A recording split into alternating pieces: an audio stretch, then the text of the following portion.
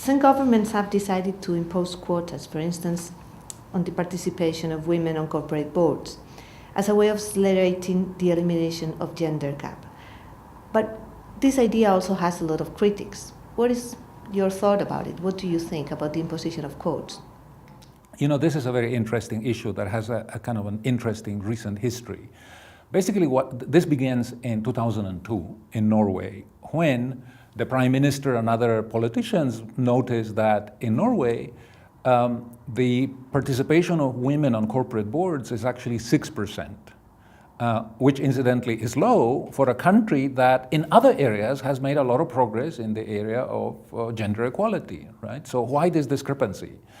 Incidentally, the 6% is actually higher back in 2002 than it is in the average of the European Union.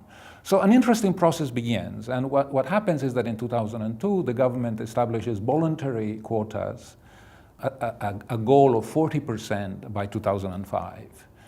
2005 comes, and it turns out that the goal is not achieved. Participation has risen to 25%.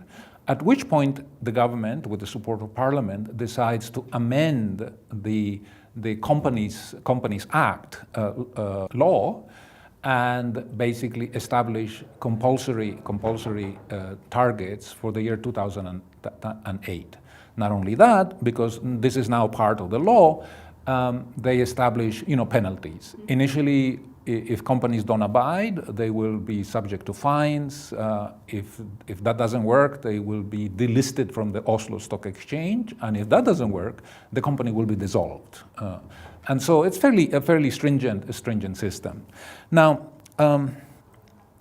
basically, there have been two kinds of criticisms labeled or made against this kind of initiative. One of them is a kind of a more philosophical criticism that basically is that the governments shouldn't be in the business of telling companies, who should sit on their corporate boards. It's a kind of an issue of civil liberties, if you wish.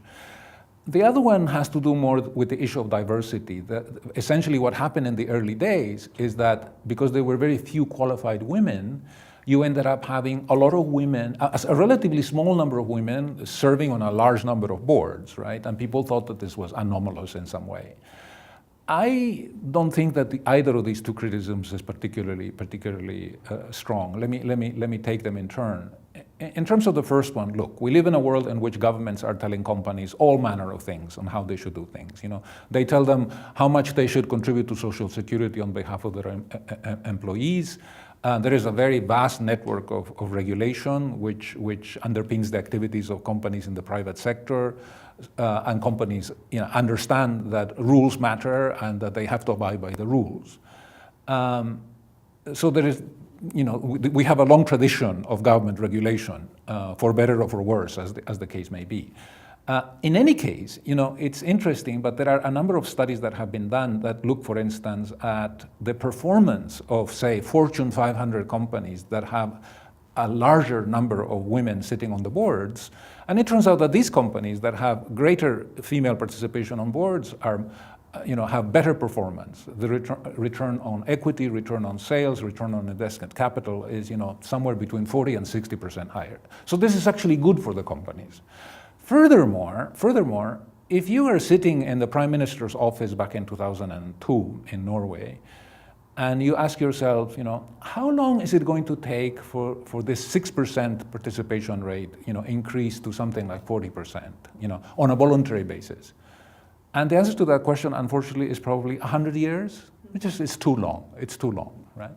So that's one aspect. Now, in terms of the issue of diversity and, relatively small number of women serving on a relatively large number of boards, I regard this essentially as a transitional issue. It is, go back to the 18th century in the university system in Europe, and you will find very few female professors, right? If all of a sudden one day you decide that now women can be professors in the university, you will not expect that all of a sudden you're going to have 50% the following day. You're going to have to start early on. You're going to have to change the system of education, change the system of incentives. In due course, the fact that you make it possible for women to become professors is going to mean that the rate is going to go up. So these countries are going through a transitional phase, which I think is entirely reasonable. It seems to me that we have increasing evidence, as I have indicated before, that quotas are actually, beneficial in a number of different ways. In those countries where we have quotas for parliament, for instance, labor force participation rates for women have increased. And in general, you see a kind of a shift in the composition of expenditure towards those areas that are more oriented towards the social area, children, services, and so on.